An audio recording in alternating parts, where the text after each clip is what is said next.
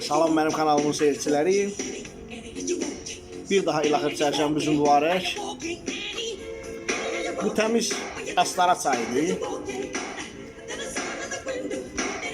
İstərsən laf yarım kilo çay atıra.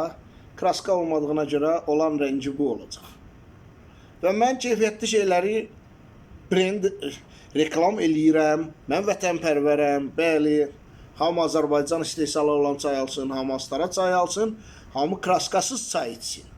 Ancaq sözümün məğzi bu çayda deyil. Fəlsəfədə belə bir şey var ki,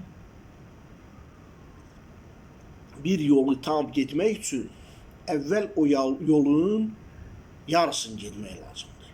Və mənim əqli qabiliyyətimə arxayın olanlar bilir ki, mən bu yaradılış barəsində, bu həyat adlanan oyun barəsində harasa kimi getmişəm, nələrsə bilirəm. Bu ətalətli bir sistemdir. Yəni kiməsə qarğış eləsin, bunu sətir altı, Quranda filən ibrətamiz məsələlərlə bizə başa salıblar. Bu ətalətli oyundur. Kiməsə qarğış eləsin, naxadı qolu qıçısınmır. Deyir, Allahın 40 il səbri var. Bu ətalətli oyundur. Və bu oyunun qanunlarından biri də budur ki, məsələn, burada bu çayın əvəzinə daşdır, qumdur, daş daşımalısan.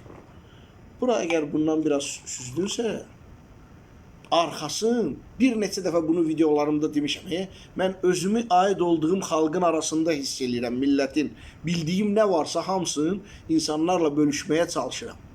Çalış cəhd elə biraz buradan tökürəm bura. Burada maddənin miqdarı artdıqca istəyir daş olsun, qum olsun, ən əzablı iş olsun. Ətalət bunu da artıb aparacaq.